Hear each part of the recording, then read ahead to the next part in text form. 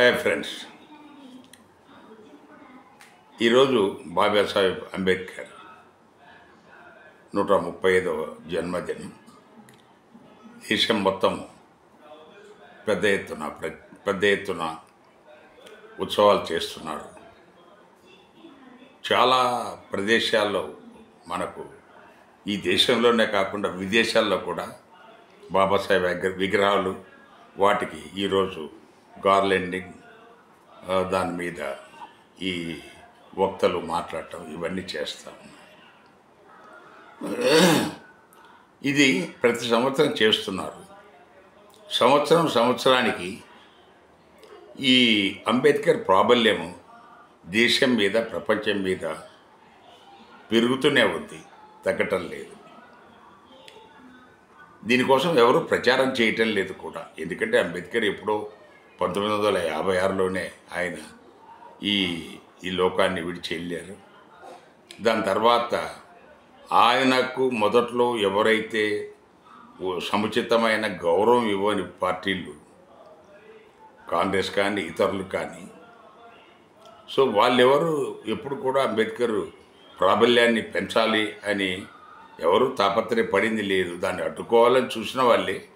అయినా కూడా అంబేద్కర్ పేరు మనకు ఆయన మేధావితనం వల్ల ప్రపంచం మొత్తం విస్తరిస్తూనే ఉంది. ఈ సందర్భంగా ఒక విషయం చెప్పాలని ఈ వీడియో చేస్తున్నాను.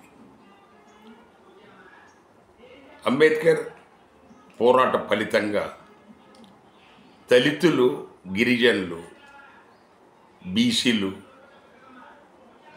మహిళలు పెద్ద ఎత్తున వీళ్ళందరూ ఇప్పుడు చదువుకున్నారు, విజ్ఞానవంతులయ్యారు, పెద్ద ఉద్యోగాలు చేస్తున్నారు.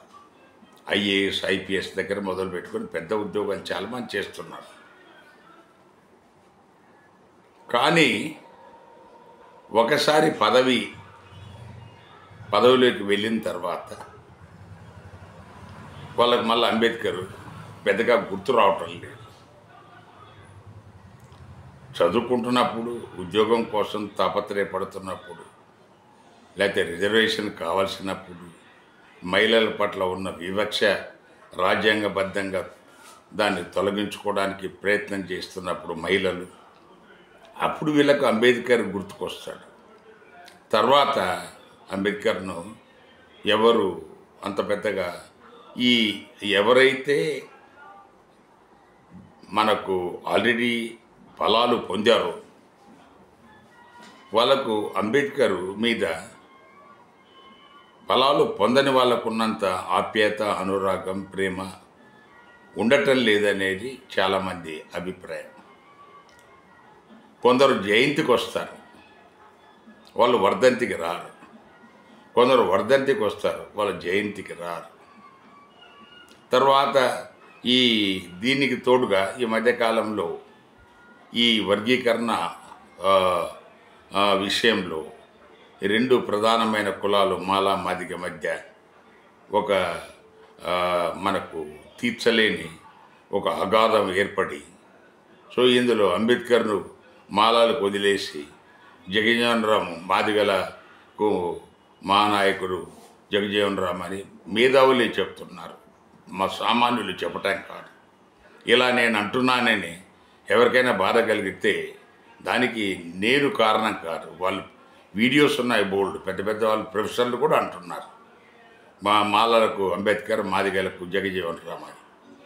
సో అందువల్ల ఈ పరిస్థితి మనము ఇది ఇలా ఉన్నంత వరకు అంబేద్కర్ ఆశించిన రాజ్యాధికార సాధన అనేది ఎట్టి పరిస్థితుల్లో సాధ్యం కాదు. సో అంబేద్కర్ విగ్రహాలు కేసీఆర్ పెట్టాడు. 10 సంవత్సరాల్లో కేసీఆర్ ఏనాడు కూడా అంబేద్కర్ విగ్రహానికి, పూలే విగ్రహానికి, జగజీవన్ రామ్ విగ్రహానికి దండేయలేదు. కానీ పదవి ఇంకా పోతుంది. ఎలక్షన్స్ సెకండ్ టర్మ్ ముగింపులో ఆయన ఈ అంబేద్కర్ 125 అడుగుల విగ్రహాన్ని పెట్టి మనకు నేను కూడా అంబేద్కర్ భక్తుడిని అని ఓట్ల కోసం చేయటం జరిగింది. సో ఈ వీడియో ద్వారా చేసే విజ్ఞప్తి ఏంటంటే, అంబేద్కర్ విగ్రహాలకు పూలమాలలు వేసి అంజలి ఘటించటమే కాదు, ఆయన చెప్పినే పాటించండి. రాజ్యాధికార సాధన దిశగా పనిచేయలేనంత వరకు మీరు బానిసలే. ఏ పార్టీలో మీరు మంత్రి అయినా కూడా మీకు ఒక వాయిస్ ఉండదు. మీరు నోరు మెదిపితే మీ పదవి పోతుందన్న భయం ఉంటుంది. అలాంటి పదవి ఉన్నా ఒకటే, ఊడినా ఒకటే.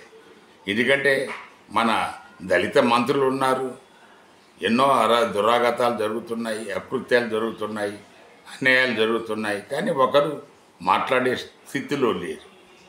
సో ఈ అంబేద్కర్ జయంతి రోజైనా మీరు ఒక నిర్ణయం తీసుకోండి. రాజ్యాధికార సాధనే అంబేద్కర్ ఆశయం అని. Thank you.